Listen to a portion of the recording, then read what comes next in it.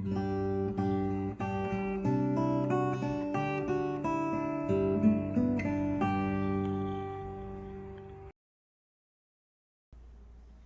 vamos abrir a palavra de Deus em Gênesis, no capítulo 14, por favor.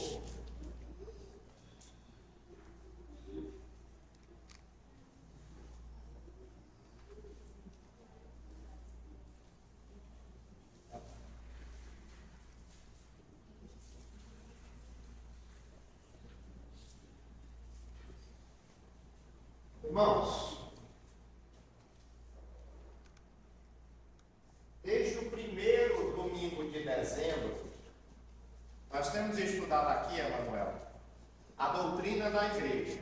Então, no primeiro domingo de dezembro, nós falamos sobre as marcas da igreja verdadeira. Aí, no domingo seguinte, falamos sobre a membresia da igreja. Quem são os membros da igreja? Falamos sobre esse assunto. E aí no domingo seguinte, Emanuel, falamos sobre o culto. Como é que nós devemos cultuar a Deus? No outro domingo, Emanuel, tratamos sobre os sacramentos. Iniciamos falando sobre o batismo. E aí, Raí, no domingo seguinte, tratamos sobre a ceia do Senhor. No domingo atrasado, irmãos, tratamos sobre o governo da igreja. E no domingo passado, Ismaelete, falamos sobre a disciplina da igreja. Então nós já cobrimos muitos assuntos relacionados à doutrina da igreja. E hoje é o último assunto, irmãos, da doutrina da igreja. Hoje nós vamos falar sobre a manutenção do trabalho da igreja. Abra sua Bíblia, por favor, em Gênesis, capítulo 14, versículo 18 ao versículo 20.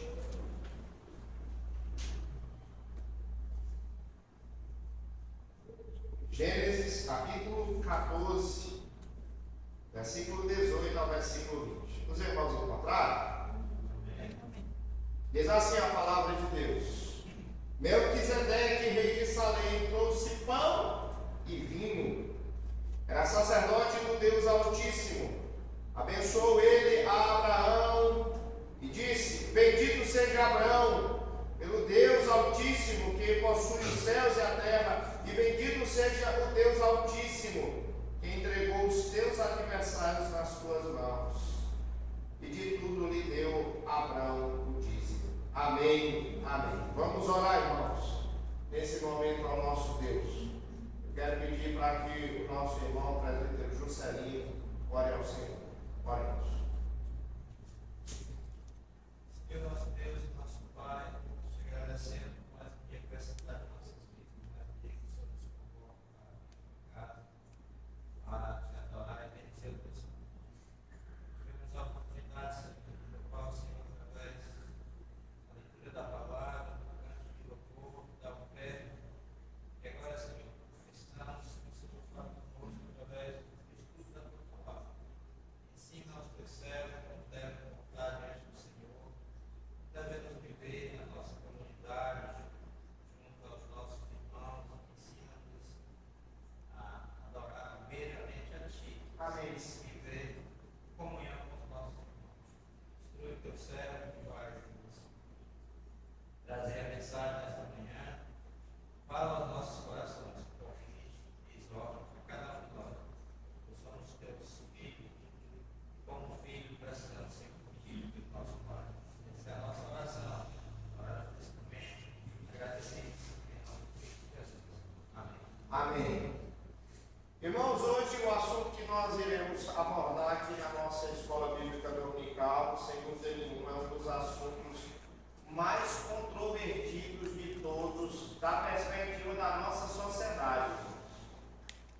Hoje em dia, irmãos, em nossa sociedade, existe, irmã Gisa, um cinismo generalizado no que diz respeito ao assunto de dinheiro dentro do contexto da igreja. É ou não é, irmãos? É ou não é? Verdade, irmãos, hoje em dia a nossa sociedade, ela olha para a igreja e ela olha para a igreja como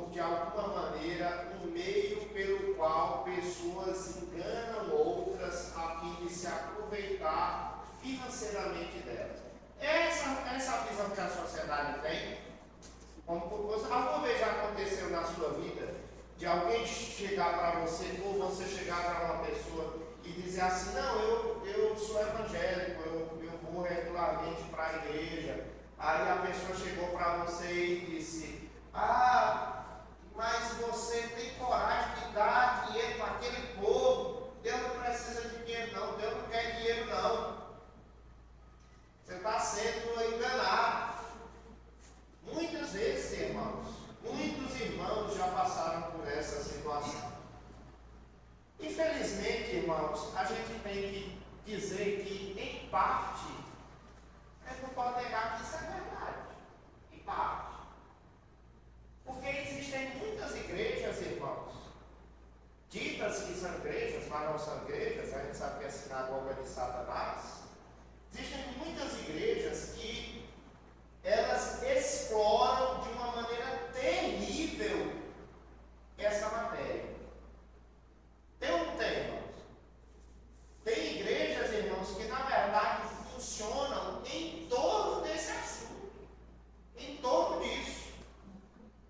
Eu me recordo muito aqui de uma determinada irmã, a irmã de lá, que está viajando, se ela tem faltado no grupo comigo. Me recordo da primeira vez que ela veio aqui no culto, aqui na igreja, aí ela, no final do culto, ela me procurou e disse, pastor, essa sua igreja é uma igreja diferente. Aí eu perguntei, mas o que foi que você achou? Eu pensei que ela ia falar uma crítica, né? E a gente não gosta quando a gente diferente.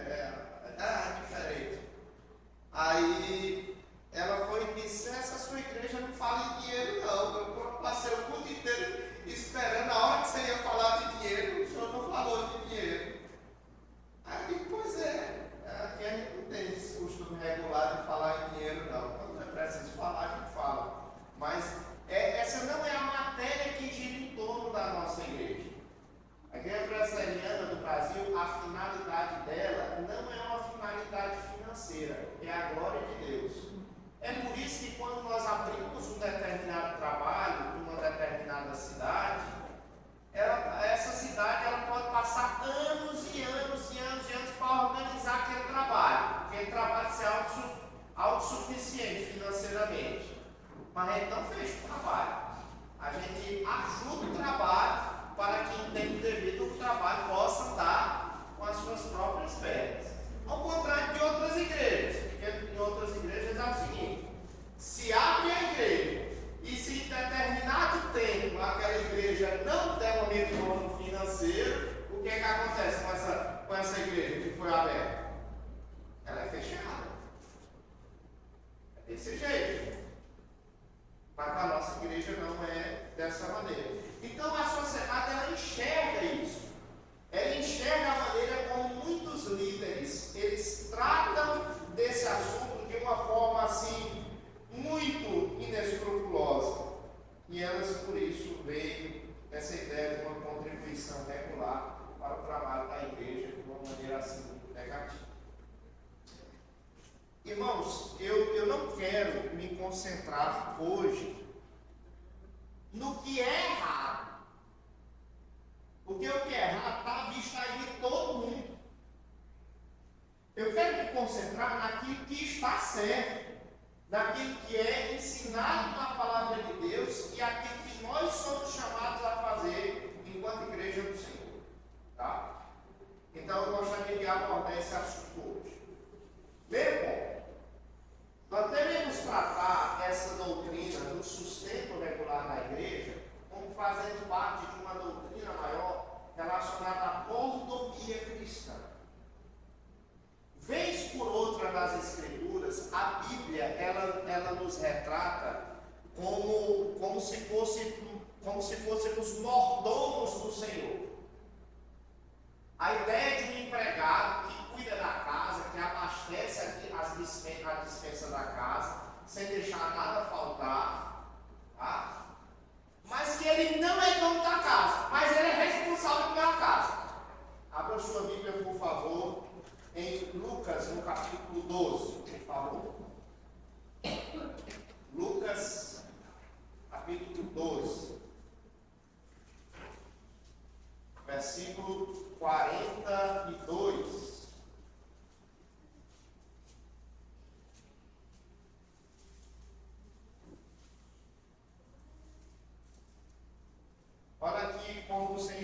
Cristo vai tratar da figura do mordomo.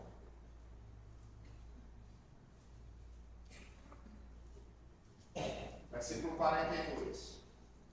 Disse o Senhor: quem é, pois, o mordomo fiel e prudente, a quem o Senhor confiará os seus conservos para dar-lhes o sustento a seu tempo? Por que o Senhor Jesus Cristo fez essa pergunta? Ele fez essa pergunta dentro de um contexto de uma parábola. De alguma maneira, o Senhor Jesus Cristo estava comparando a mim e você ao mordomo fiel, a quem o Senhor havia confiado os seus bens, de tal maneira que você é responsável por administrar os bens do Senhor. Isso é muito importante, irmãos. Sabe por quê? A Bíblia diz, lá no Salmo 24, que do Senhor é a terra e a sua plenitude, o mundo e todos os habitantes seus. Nós cantamos esse salmo aqui na igreja. E, em outras palavras, esse salmo está dizendo que tudo que existe no mundo pertence a Deus, porque Deus foi quem criou todas as coisas. Entenderam, irmãos? Tudo que existe no mundo é de Deus, porque Deus foi quem fez todas as coisas. Então, vejamos só. Essa roupa que eu visto não é minha. Ela é do Senhor. Em última análise, ela é do Senhor. A casa que eu moro, ela não é do seminário, ela é do Senhor. Qualquer coisa que você olhar no mundo pertence ao Senhor, porque Ele é o Criador e o sustentador de todas as coisas. Então, assim, imagina, tudo que nós possuímos, na verdade, é posse de quem, imagina? É do Senhor. De sorte que nós somos apenas administradores daquilo que Deus nos deu. E nós temos que administrar aquilo que é de Deus, de maneira que homem glorifique o nome dele. Certo? Nós não podemos administrar aquilo que Deus nos concede de maneira que não venha a ser para a sua glória. Nós temos que ter, portanto, sabedoria. Sabedoria para quê? Por exemplo, nós devemos ter sabedoria para gerenciar os nossos recursos, sem abusar dos nossos recursos, a fim, por exemplo, de ficarmos endividados. Nós devemos também ter sabedoria no uso dos nossos recursos, para não estragar os nossos recursos. Irmãos, eu procuro o máximo possível preservar aquilo que eu tenho em bom estado. Mesmo uma pessoa que gosta de deixar a coisa zelada, eu não gosto de estragar nada. Certo? Lá em casa, minha família já sabe disso. Certo? A gente pode até comprar uma coisa boa, mas assim, e até gastar um pouquinho mais de alguma coisa. Mas eu não gosto de estragar. Estragar eu não gosto não. Estragar, usar mal é uma coisa muito ruim. Pastor, mas às vezes tem pessoas que acham que por a gente administrar bem as coisas, zelar, né? Acham que a gente está fazendo daquele objeto, daquela coisa. Eu digo, é que tem pessoas tipo assim, que a gente não pode se apegar, aí tem pessoas que acham que se apega. Né? E não é, na verdade, não é apego, né? É zelo. É o zelo por aquilo que Deus deu.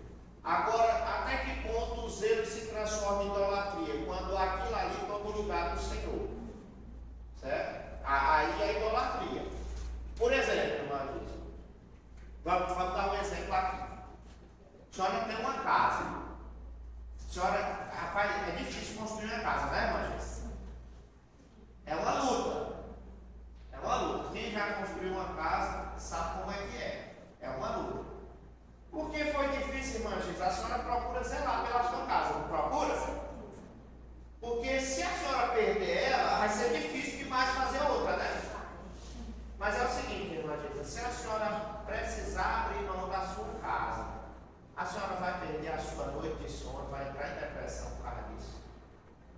Eu acho que se eu precisar, né, Deus me dá capacidade de outra, né? Se a senhora vender essa sua casa, a senhora precisar vender, vamos dizer que houve uma necessidade.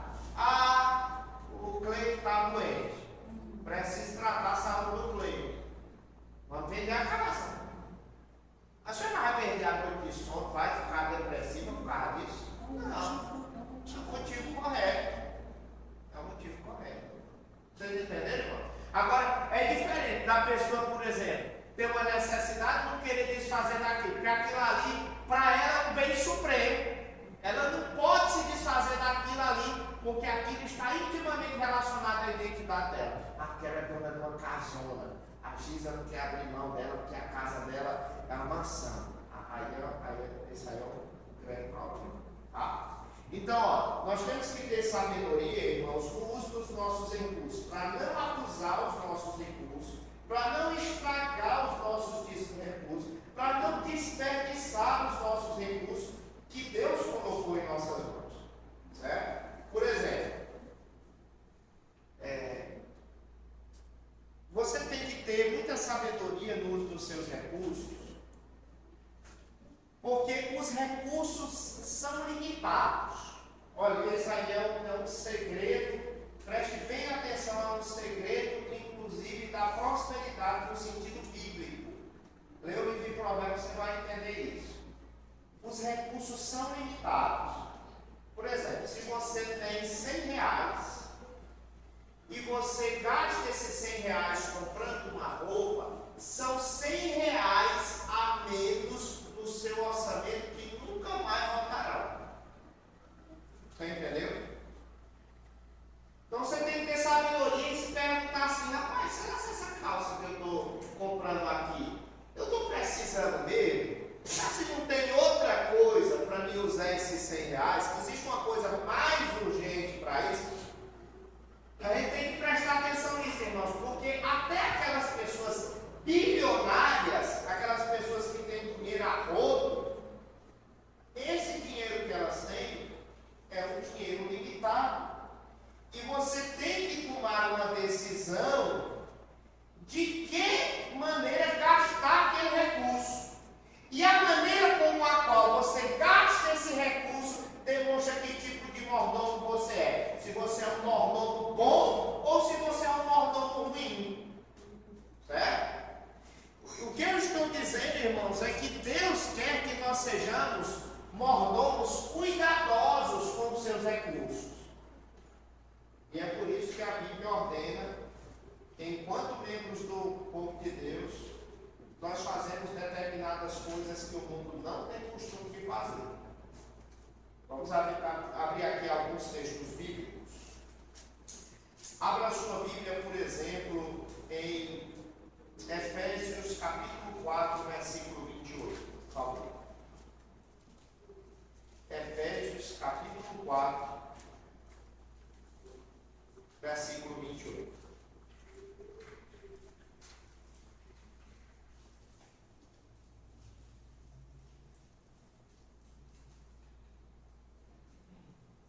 Olha só, olha a maneira como nós devemos administrar os nossos recursos. Efésios 4, 28. Aqui falando sobre o apóstolo Paulo, sobre aquilo que acontece com o cristão quando ele se converte. Olha a maneira como ele administra o seu recurso. Leia comigo. Efésios 4, 28. Leia. Aquele que furtava, antes da fazendo com as próprias mãos, para que tenha recolher ao necessitado. olha que coisa interessante, irmã Gisa. Aqui, irmã Gisa, está implícito o fato de que existia na igreja de Éfeso pessoas que eram ladrões, roubadores, pessoas que furtavam. Porque não fazia sentido o apóstolo Paulo dizer assim, aquele que furtava não furte mais. Só faz sentido se havia gente dentro da igreja que praticava o furto. Então aquele que furta pode ser convertido para Cristo Jesus, tá? Aí o apóstolo Paulo diz assim, aquele que furtava não furte mais. Faça antes o quê? Trabalhe, faça o que é bom. Para quê, irmãos? Para quê, irmãos? Diz aí o texto. Para que tenha com que acudir ao necessitado. Olha que coisa interessante. Eu trabalho, mas eu trabalho não apenas para mim mesmo.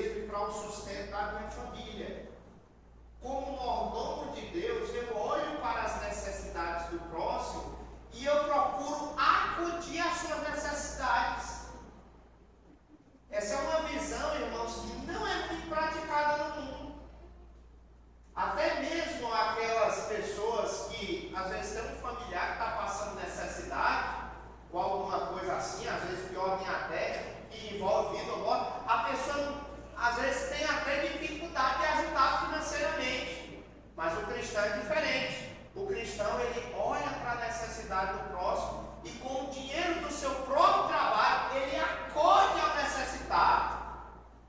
Ele não empresta, dá ajuda, não. Ele faz é dar. Ele acode ao necessitado. Ok, meus irmãos? Está claro aqui? Outro exemplo dentro do contexto da mordomia cristã. Vou dar agora o exemplo do Antigo Testamento. Existe algo, irmão Catinho, no Antigo Testamento chamado de ano sabático. O ano sabático é algo que é previsto lá em Deuteronômio, no capítulo 15. O que é que acontecia, irmãos, no ano sabático? Vamos lá. O que é que acontecia no ano sabático? Quem é que sabe? Uma coisa que acontecia. Vamos lá, irmão Catinho. Sabático, eu acho que era período de 50 anos, aí abre o perdão das dívidas. Esse aí é o ano do jubileu. O ano sabático, irmão, mas fazia parte do sistema sabático. Tá, irmão Joaquim?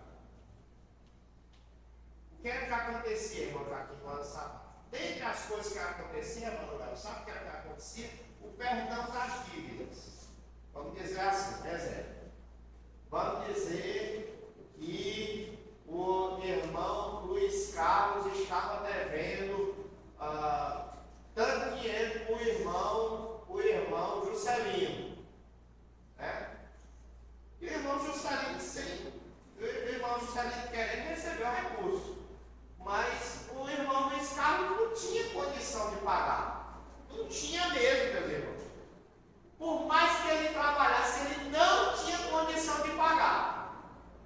Aí o que era que a lei de Moisés, dada a Moisés, prescrevia? Prescrevia o seguinte, que se em 7 anos o indivíduo não pagasse, ou não pudesse pagar, melhor dizendo, o que era que ia acontecer? O presbítero Juscelino tinha que perdoar a dívida do irmão Luiz Carlos.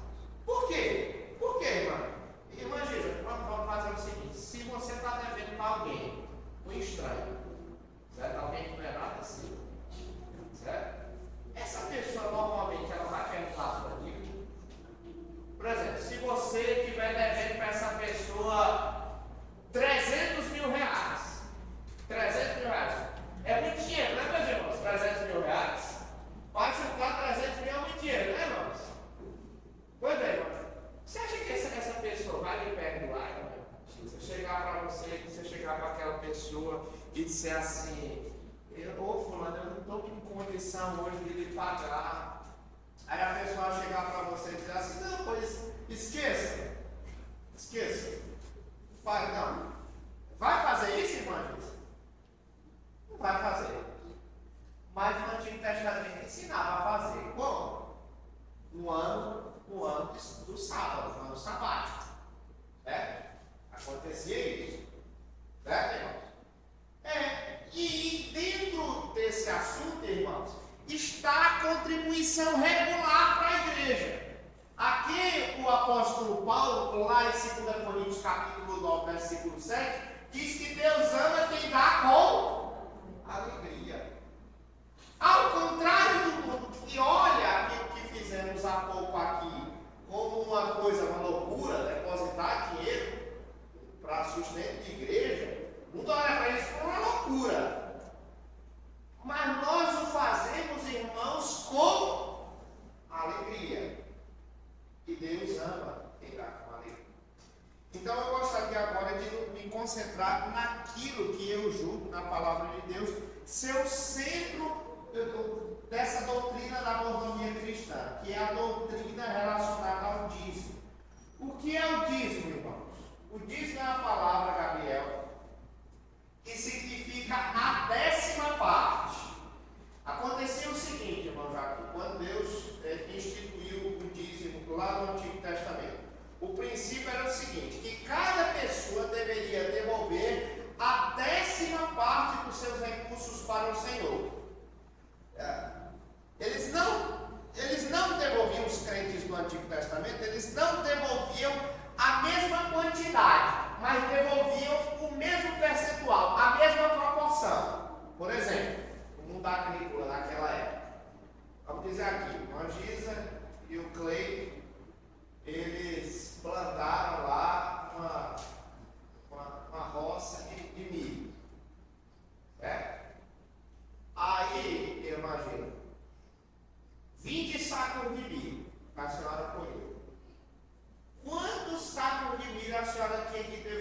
ao Senhor? Quanto? De 20. Quantos, irmãos? 2. Porque 2 é a 10ª parte de 20. Aí vamos dizer aqui o irmão Luiz Carlos. Certo? Não, o irmão Luiz Carlos não tem cara de fazendeiro, não. Tem cara de empresário. Agora olhar aqui o irmão, deixa eu ver quem é que tem cara de fazendeiro aqui. Irmão Johnny. O irmão Johnny tem cara de fazendeiro. Irmão Johnny, imagina que você, o seu rebanho lá de ovelhas deu 10 crias de ovelhas, cabritinhos lá. Certo? Você tinha que devolver um para o Senhor. Certo? Mas, por exemplo, já o irmão Raí, que é um fazendeiro mais abastado, aí em vez de 10, ele pegou 100. Ele tinha 100 carneirinhos. Aí ele tinha que devolver 10. O número variava. Certo? Quem tinha mais recursos devolvia mais. Quem tinha menos recursos devolvia menos. Mas no final todo mundo devolvia a mesma coisa. Por quê? Porque proporcionalmente era a mesma coisa. Entendeu? Então, em um certo sentido, o Raí dava o mesmo tanto que o Johnny. Acho que isso era todo mês, né? Isso era regularmente. Como o período do Antigo Testamento ele é um período que é girado em torno do calendário agrícola daquela região, geralmente eles davam por períodos regulares. Por exemplo, tinha o período da amendoeira, colher na amendoeira. Aí eles devolviam aquilo respectivo da amendoeira. De outra coisa não nesse período. Dependia daquilo que eles estivessem recebendo. Entendeu? Mas eram períodos regulares. Seria de mês, seria de trimestre. A depender, por exemplo, a amendoeira. O ciclo de colheita da amendoeira era de cerca de 3 meses. Então, você não tinha, antes de 3 meses, você não tinha contado. Entendeu? Mas era diferente se você tivesse lá, por exemplo, 10 cabras e dessas 10 cabras, essas 10 tivessem dado lá o filhotinho, tivessem nascido. Você tirava naquele momento. Entendeu? Havia uma regularidade nesse sentido. Certo? Então, nesse sentido, irmãos, todo mundo contribuía. Tá? Quando é que começa o dízimo no Antigo Testamento? O dízimo, ele é uma prática que começa, conforme lemos lá em Gênesis, no início aqui do nosso estudo, com Abraão. Abraão, ele é a primeira pessoa a dar o dízimo na Bíblia. Ele diz que ele se encontra com Melquisedeque, sacerdote do Altíssimo, e dentro de um contexto de culto, onde há pão e vinho, prefigurando o Senhor Jesus Cristo, diz a palavra de Deus que ele devolve o dízimo para Melquisedeque. Mais tarde, lá em Gênesis no capítulo 28, nós vamos encontrar o neto de Abraão, um homem chamado Jacó. Esse homem, ele também, irmãos, vai dar o dízimo ao Senhor. Isso em Gênesis no capítulo 28. E quando você chega lá na lei de Moisés, Moisés institui o dízimo dentro da lei do Senhor. Agora sim, aquilo que antes de Moisés era praticado por tradição, certo? Os patriarcas devolviam o dízimo ao Senhor. Agora, no contexto da lei do povo de Israel, isso foi estabelecido. Abra sua Bíblia, por favor, em Levíticos 27. Levíticos 27, versículo 30.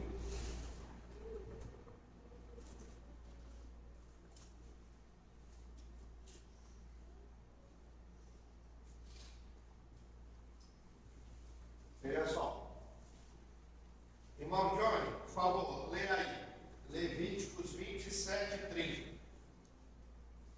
Também, todas as dízimas da terra, tanto dos cereais como dos frutos das árvores, são do Senhor.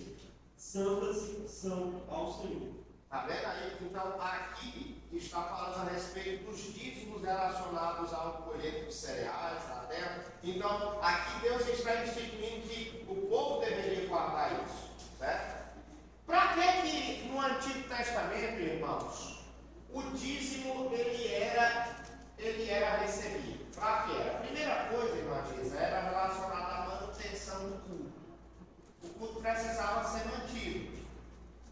Então, era necessário isso. E parte desse recurso ia para os levitas. Abra sua Bíblia, por favor. Em Números, no capítulo 18. Números, versículo 18, versículo 21. Pois os levitas eram aqueles que mantinham o culto, dirigiam o culto. Vejam só. Números 18, versículo 21. Irmão Raí, você encontrou aí, por favor, leia. Os filhos de Levi têm todos o dízimo de Israel, por herança, pelo serviço da maneira, Então aqui Deus está dizendo, olha, os dízimos eles vão ser para os levitas. Os levitas eles vão cuidar do culto, então eles vão ter esse dízimo. Por que os levitas eles recebiam esse dízimo? Eles recebiam esse dízimo porque, ao contrário das outras tribos lá de Israel, os levitas eles não tinham terreno, eles não tinham uma propriedade para que eles pudessem trabalhar e dali da própria terra tirar o seu sustento. Então, o sustento dos levitas, a única maneira pelos quais eles poderiam ser sustentados eram justamente através da contribuição dizimal dos irmãos. Tá? Então, em primeiro lugar, os dízimos no Antigo Testamento serviam para a manutenção do culto. Em segundo lugar, para o sustento dos levitas, mas não apenas para isso, mas também para sustentar e acudir pessoas necessitadas. Abra a sua Bíblia em Deuteronômio 14, por favor. Deuteronômio, capítulo 14, versículo 28.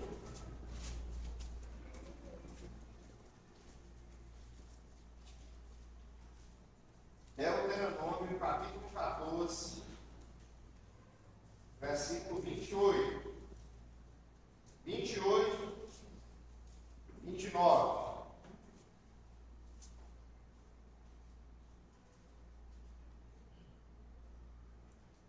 Os irmãos encontraram? Veja só o que é que o texto está dizendo aqui.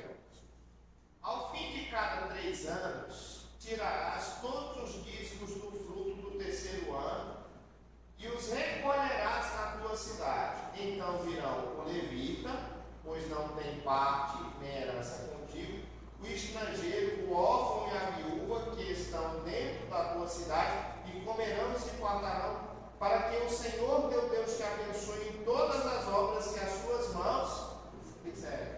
Então aqui o texto está falando, irmãos, de algumas pessoas extremamente vulneráveis. Em primeiro lugar, você encontrava os levitas, que não tinham terra nem propriedade para tirar o seu sustento. Você tinha um estrangeiro que vinha de fora, não conhecia ninguém, não tinha família, não tinha sustento. Você encontra o órfão e a viúva.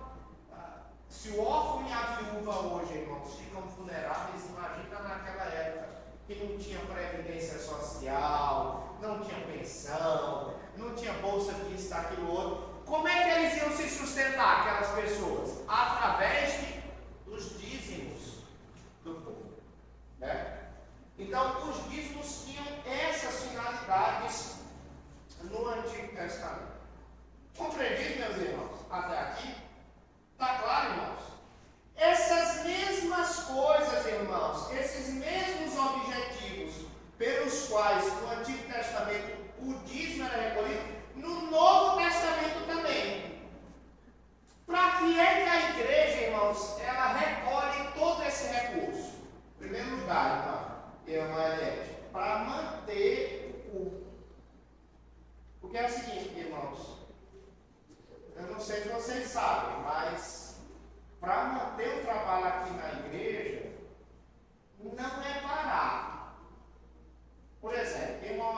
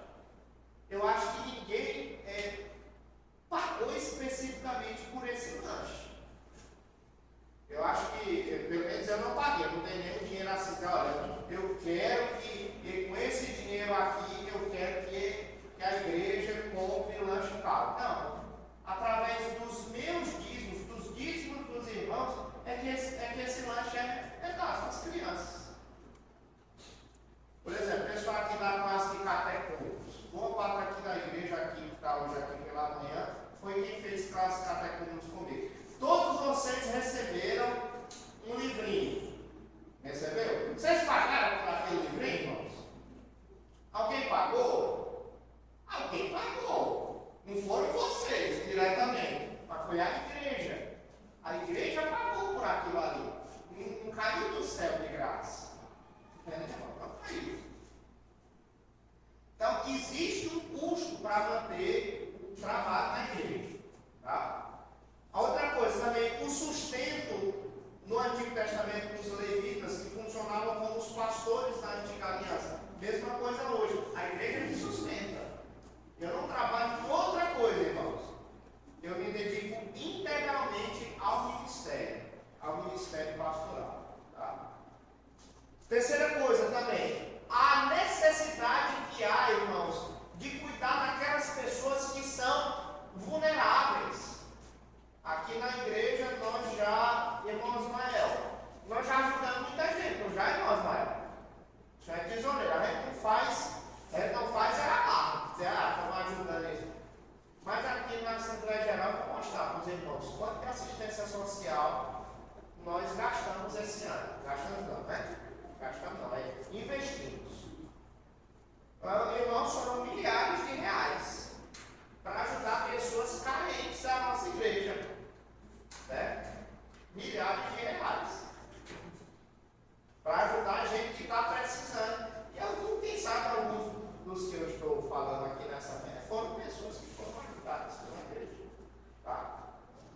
Ok? Até aqui está claro, irmãos, para vocês? Vocês têm alguma pergunta até aqui? Não? Olha, agora deixa eu falar aqui um ponto especial. No Antigo Testamento, a prática do dízimo era uma maneira de um termômetro espiritual do povo de Deus. No Antigo Testamento, irmã Geisa, quando o povo de Deus vivia em consagração, temendo ao Senhor e amando ao Senhor, o que era que eles faziam? Eles devolviam o dízimo. Mas já haviam épocas, irmãos, em que o povo de Israel não devolvia o dízimo. Que era justamente na época em que o povo vivia uma letargia espiritual. Você percebe isso claramente no livro do profeta Malaquias, no capítulo 3, naquela famosa parte em que o Senhor diz assim: roubará o homem a Deus, né? Aliás, o povo pergunta, né? Roubará o homem a Deus? Irmãos, é possível alguém roubar a Deus? É possível, irmãos? A pergunta é uma pergunta interessante. A princípio, irmã Gisa, a resposta seria não. Porque você não tem como ir lá no céu e tirar qualquer coisa que pertence a Deus. Mas aí Deus responde sim, os dízimos e das ofertas. Vocês estão me roubando, porque aquilo é meu. Tá? Então, irmãos, eu acredito que isso é um grande termômetro espiritual na vida do povo de Deus. Irmãos, e a experiência pastoral que eu tenho demonstra isso. Irmãos, eu vou dar um exemplo, não de outras igrejas, estou falando daqui.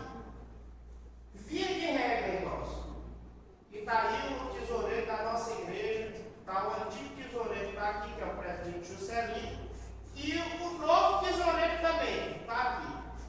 Via de regra, irmãos, aquelas pessoas que com o tempo elas abandonam a fé, são aquelas pessoas que não dizimam. É incrível. Presta atenção.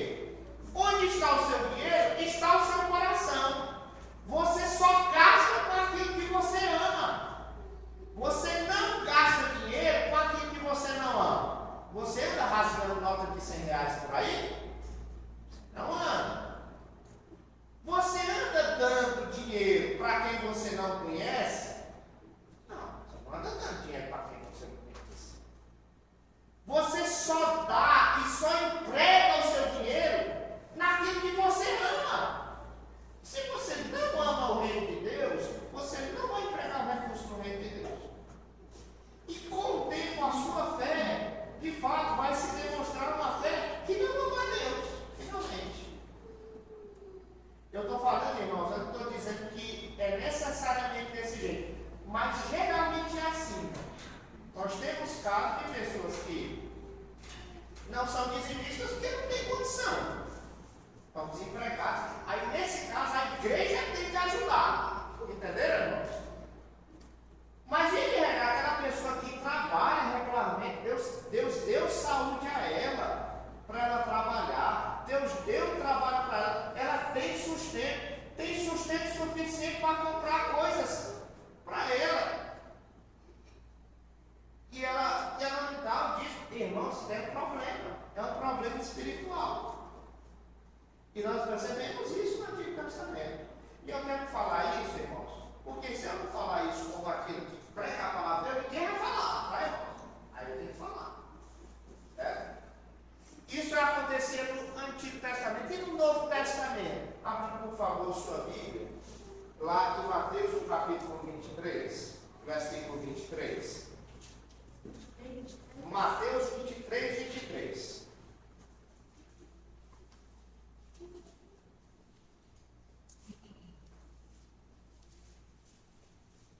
Mateus 23, versículo 23. Olha só, no Novo Testamento, a prática do dízimo, ela continua estabelecida. Mas o Senhor Jesus Cristo, ele aqui em Mateus 23, 23, ele repreendeu os líderes religiosos daquela época, os escribas, os fariseus, devido à sua hipocrisia. Veja só.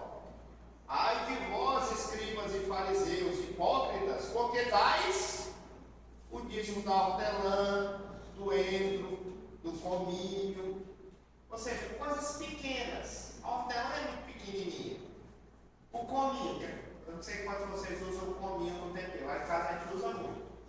O cominho é muito pequeno. Aí Jesus Cristo disse, olha, até do cominho vocês dão dízimo. Mas, veja só, mas tendes negligenciado os preceitos mais importantes da lei, a justiça, a misericórdia e a fé. Devias, porém, fazer estas coisas sem omitir aquelas. Jesus está dizendo assim, olha, guarde o dízimo, mas não fique apenas no dízimo. Pratique aquilo que, inclusive, é mais importante que o dízimo.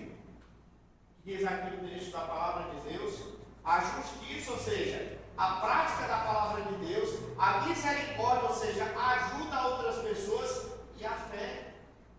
Devias, porém, fazer estas coisas sem omitir aquelas.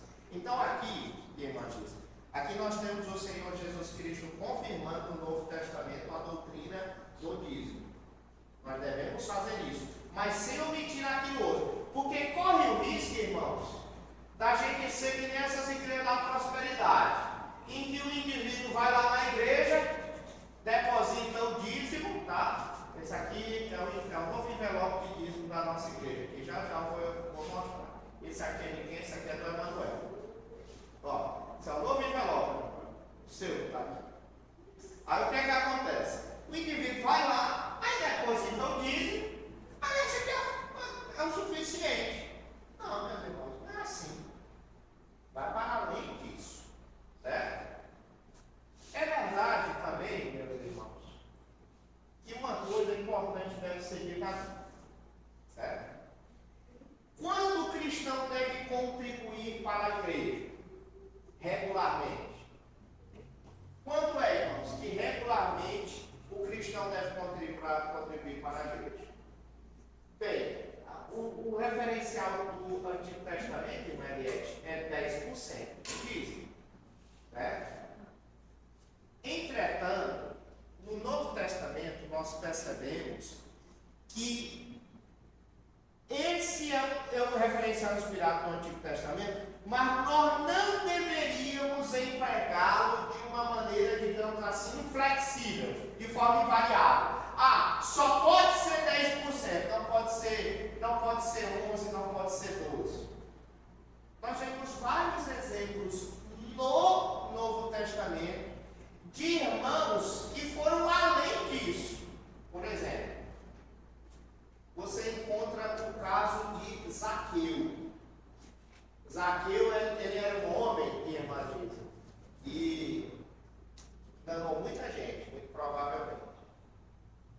E aí ele, quando se converteu a Cristo, ele disse assim, ele se desapegou do dinheiro, porque ele deixou de ser o ídolo dele, né? E aí ele disse assim, ó, eu resolvo dar aos pobres a metade dos meus bens. E se eu tiver defraudado alguém, vou restituir 4 vezes mais. Irmãos, ele não precisava vender metade dos bens dele e dar para os pobres. Precisava? Algum de vocês, quando se converteu, vendeu metade dos bens para dar para os irmãos mais pobres? Alguém fez isso? Não. Alguém obrigou os irmãos a fazer isso? Não. Ninguém obrigou. Não é necessário. Mas ele fez isso por quê? Porque na nova aliança, a doutrina da contribuição, ela é muito mais generosa que na antiga aliança. Por exemplo, lá em Atos dos Apóstolos, no capítulo de número 2 ou capítulo de número 4, eles vendem os próprios bens, vendem as próprias casas, meus irmãos, para investir dentro do contexto do reino de Deus. Irmãos, alguém aqui já vendeu casa para investir no reino de Deus? Alguém já fez isso? Eu acho que ninguém fez isso. Não sei se alguém já fez, mas eu não fiz. Eu nunca fiz isso. Mas, irmãos, se for necessário, Deus nos chama, inclusive, para fazer isso, sabia? Dentro do contexto lá da igreja de Jerusalém, por exemplo, onde havia perseguição, irmãos estavam perdendo emprego, irmãos estavam perdendo propriedades, irmãos estavam ficando pobres. Como era que eles iam ser sustentados? Aí os irmãos disseram, não, vamos vender os nossos próprios bens para acudir esses irmãos mais necessitados. Vocês entenderam? Bom, vocês têm alguma pergunta a fazer até aqui? Marzenira, tem alguma pergunta? Deixa eu dar um exemplo bíblico disso. Abra sua Bíblia em 2 Coríntios capítulo 8, que foi o texto que nós lemos na parte inicial aqui da nossa escola bíblica dominical. Eu já estou terminando. Irmã Nayara, daqui a pouco eu vou precisar da sua ajuda aqui no slide, tá? Já está no ponto aqui ou não?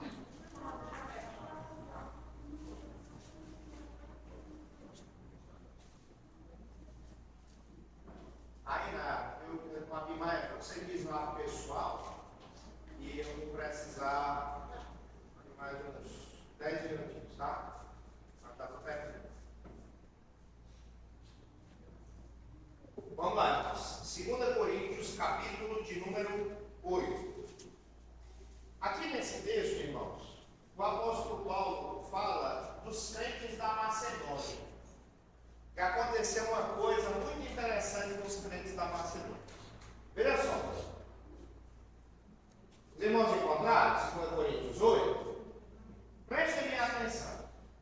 Também, irmãos, vos fazemos conhecer a graça de Deus conhecida às igrejas da Macedônia. Ele diz assim, em outras palavras, irmãos, eu quero contar uma bênção para vocês que aconteceu com os crentes da Macedônia.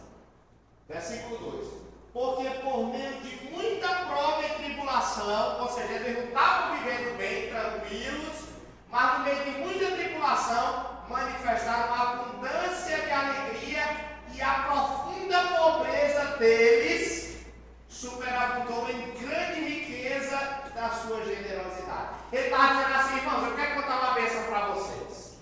Os irmãos lá da Macedônia são muito pobres, são perseguidos, são atribulados. Mas o que é que eles fazem?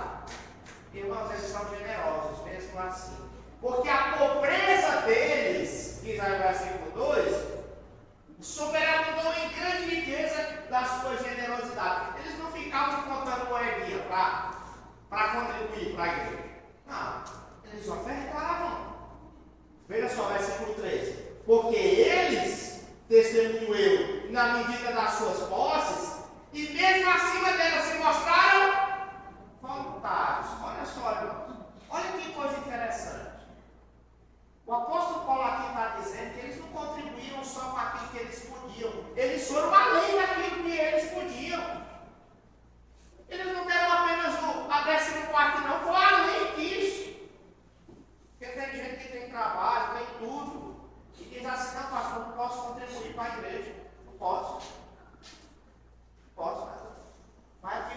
da Macedônia puderam, fizeram isso. Veja só o versículo 4. Olha que coisa linda. Pedindo-nos com muitos rogos a graça de participarem da assistência aos... Olha que coisa bonita aqui, irmão Antônio. Os crentes da Macedônia foram até o apóstolo Paulo e disseram assim: Paulo, nós queremos ajudar os irmãos lá de Jerusalém, nós queremos contribuir com a obra missionária lá de Jerusalém. Queremos. O apóstolo Paulo olhou para eles e disse assim: irmãos, vocês são tão pobres, irmãos. Vocês precisam ser ajudados. Aí eles: não, de jeito nenhum, a gente é pobre, mas não está limpinho. A gente vai, é de quer ajudar. É de quer ajudar. Que coisa bonita, né, irmãos? Eu acho muito bonito isso. É porque o apóstolo Paulo poderia dizer: não tem não. Aí ele disse: não, tá bom, olha, eu queria ajudar, mas você não quer receber. Mas aí eles não, mas você não disseram: não, Paulo, deixa a gente ajudar. Deixa a gente ajudar, Paulo.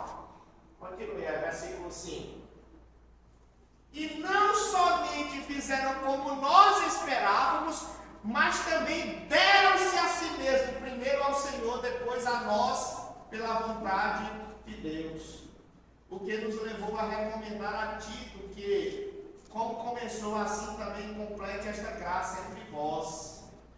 Né? Olha aqui, como o dinheiro da igreja sustenta a causa missionária. Ele diz: irmãos, porque os crentes da Macedônia contribuíram, eu pude enviar Tito para te ajudar vocês aí.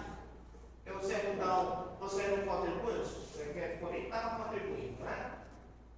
Aí, por causa dos crentes lá da Macedônia, que são mais pobres do que vocês, eu pude mandar Tito para ajudar vocês aí. Certo? Veja só, versículo de número 8.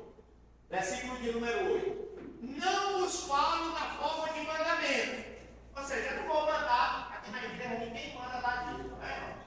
Algum de vocês já foi obrigado a dar dízimo aqui na igreja? Não. Mas, não vos falo na forma de mandamento, mas para provar pela diligência dos outros a sinceridade do vosso amor. Não era isso que eu estava dizendo agora há pouco? A sua contribuição regular para a igreja mostra a sinceridade do seu amor para com Cristo. Eu não sou eu que estou dizendo, não. É a Bíblia que está dizendo, tá? É a Bíblia que está dizendo. É para provar a sinceridade do vosso amor. Mas você ama mesmo a Deus? Você vai contribuir regularmente. Porque você tem recurso para tudo. Mas você não tem recurso para contribuir com a obra de Deus. E essa é uma grande falta. Essa é uma grande falha. Né? Existem desculpas para tudo, irmãos.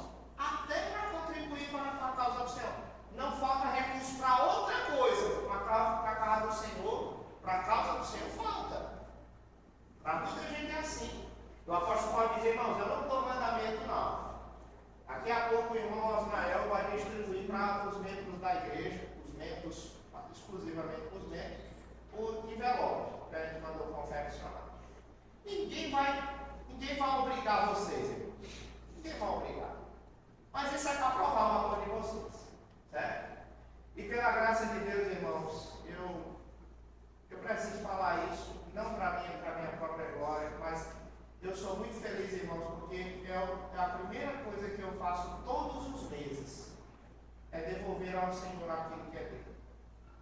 Para que os tesoureiros da nossa igreja, para que os irmãos da comissão de exame de contas. Um deles está aqui. Eu tenho satisfação de, no primeiro dia de cada mês, a primeira coisa que eu faço, no primeiro dia de cada mês, é devolver ao Senhor aquilo que é dele. E Deus tem me dado a graça de fazer isso, eu faço isso com grande bênção, com uma grande satisfação. Estou contribuindo para a obra do Senhor. Tá? E Deus me tem dado essa grande graça. Tá? Eu quero, irmãos, terminar falando o seguinte: isso tudo para nós aqui é muito importante enquanto membros da Igreja Presbiteriana no Brasil. Porque, como membros da Igreja Presbiteriana no Brasil, o que aconteceu quando nós professamos publicamente a nossa fé? Vocês se recordam?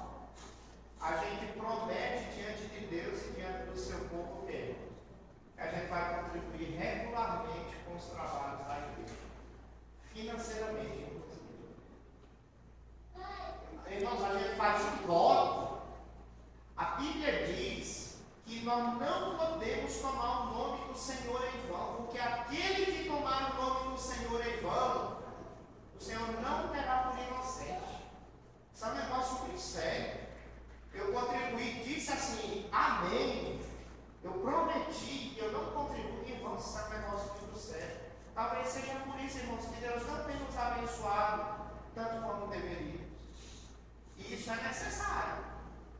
Você pensa assim, não, mas meu dízimo é pequeno, é insignificante. Mas você lembra aquela mulher lá no Evangelho, aquela viúva, que deu menos do que todo mundo? Deu só umas moedinhas e a Bíblia diz que ela deu mais do que todo mundo? Porque deu o quê? Porque deu o que tinha, não aquilo que sobrava. É muito importante. O menor que seja, é muito importante. Não pelo valor em si, mas pela sua atitude de fé e de amor para com o Senhor. O que a gente faz com esse recurso? Bem, na igreja local, a gente utiliza esses recursos biblicamente. Na Assembleia Geral, eu vou mostrar para os irmãos o que a gente gastou em percentuais. Eu vou mostrar para os irmãos aquilo que a igreja arrecadou. E eu vou mostrar também para os irmãos aquilo que a igreja gastou. Tá?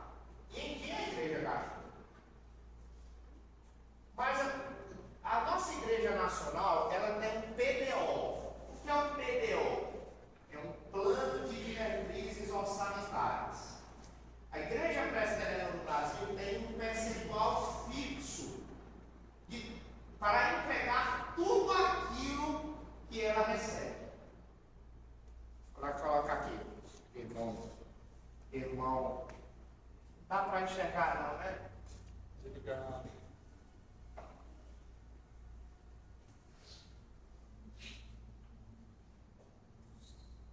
Melhorou,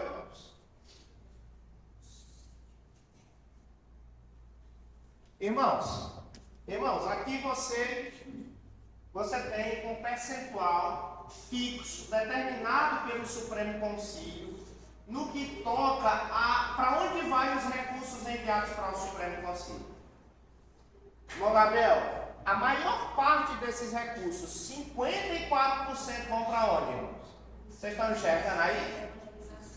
Missões e evangelização.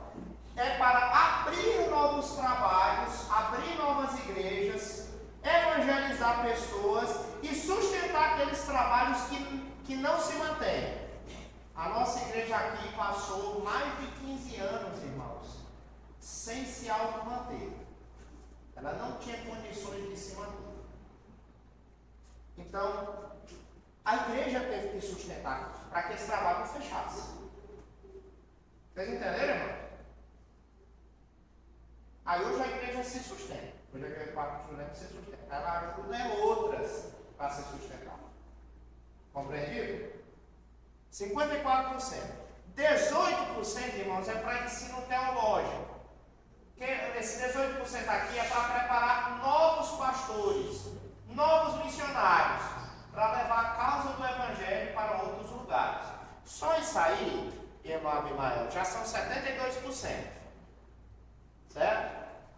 9% é a administração. A Igreja Presbiteriana do Brasil, ela tem funcionários que cuidam dessa parte administrativa. 9% é para essa parte.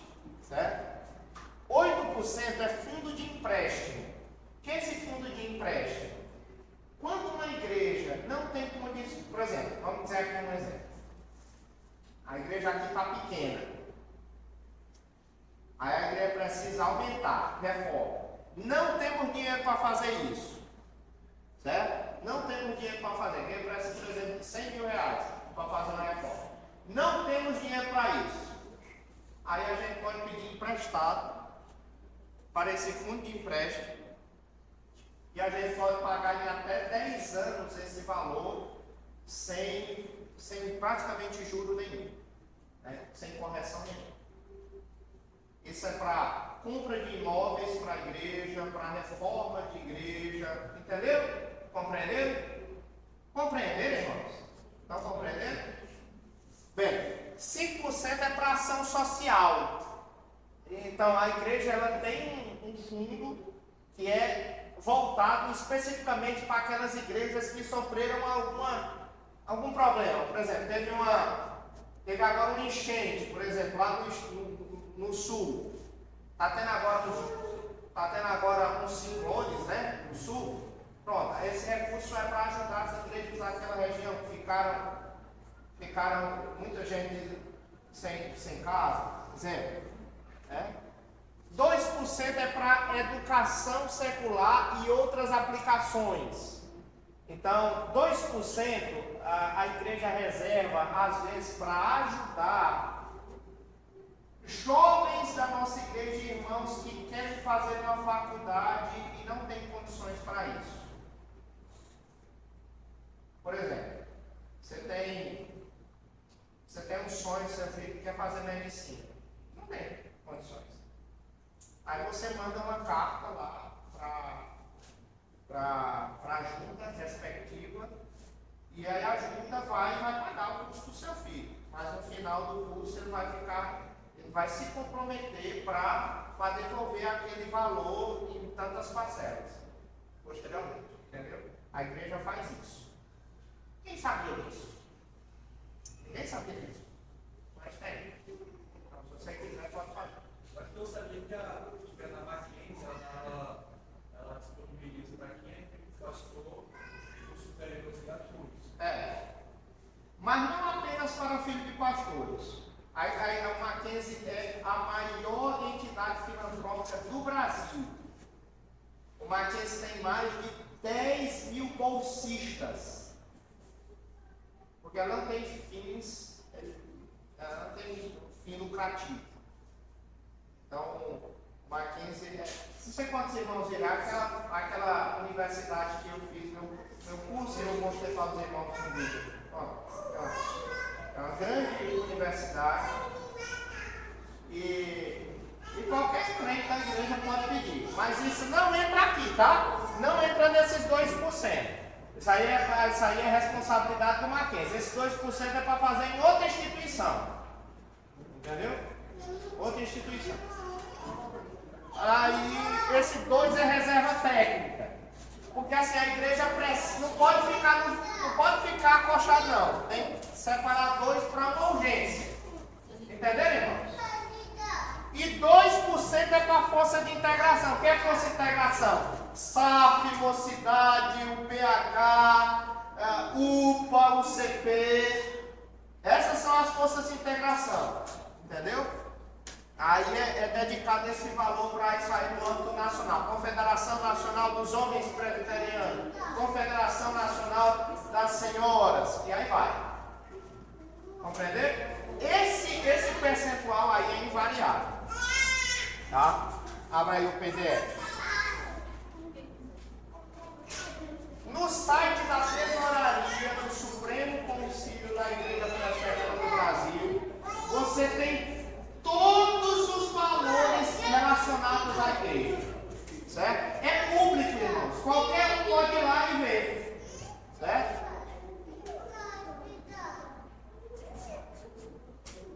Aqui na Igreja Presbiteriana é tudo muito transparente. Pronto. Vai baixando aí, irmão. Isso aqui você encontra no site da Tesouraria do Supremo Concílio. Vai baixando. Vai ser bem desse feliz. Tá dando certo, não? Agora sim. Ó, esse é o relatório de 2022, porque o relatório de 2023 foi apresentado em março. Aqui a apresentação. Vai lá, mas esse é o tesoureiro, o presbítero José Alfredo. Pronto, esse aqui, ó, é a arrecadação mês a mês da igreja presbiteriana. Por exemplo, em janeiro de 2021, a igreja arrecadou R$3.498.212,08. Já em janeiro de 2022, a igreja arrecadou R$3.860.068,60. Isso é público, irmãos. Qualquer um dos irmãos pode ver. E assim vai mês a mês. Vai baixando, irmão. Vai baixando. Pronto. Muito bem. No ano de 2022, a Igreja Presbiteriana arrecadou, o Supremo Concílio arrecadou R$50.250.819,63. Fácil? Baixa. Esse aí é o gráfico relacionado a isso. Certo? Aí tem vários gráficos explicando isso tudo. Muito bem. Pode fechar. Quem dos irmãos que quiserem ver, é só baixar na internet. Tem todos os dados, inclusive os dados relacionados à nossa igreja local aqui. Quanto foi que nós enviamos para lá? Mês a mês a gente envia. Então os irmãos que têm acesso lá, os irmãos têm tudo isso lá, tá? Irmãos, eu quero terminar minhas palavras dizendo o seguinte: invista no reino de Deus. O reino de Deus é o único investimento que você faz aqui na terra que você não corre o risco de ter prejuízo. O meu pai, ele me ensinou muita coisa boa. E o meu pai me ensinou o princípio da satisfação tardia. Preste bem atenção nisso. Você já ouviu falar da satisfação tardia? O meu pai me ensinou que eu não deveria me aproveitar de tudo aquilo que eu poderia em um determinado momento. Que eu deveria, pelo contrário, me resguardar disso e investir para que futuramente eu pudesse aproveitar mais a respeito daquilo. No reino de Deus é a mesma coisa. Você investe hoje aqui no reino de Deus e lá para frente você colhe muito mais. Que Deus nos ajude, nos dê a graça de compreender todas essas coisas. Glória a Deus.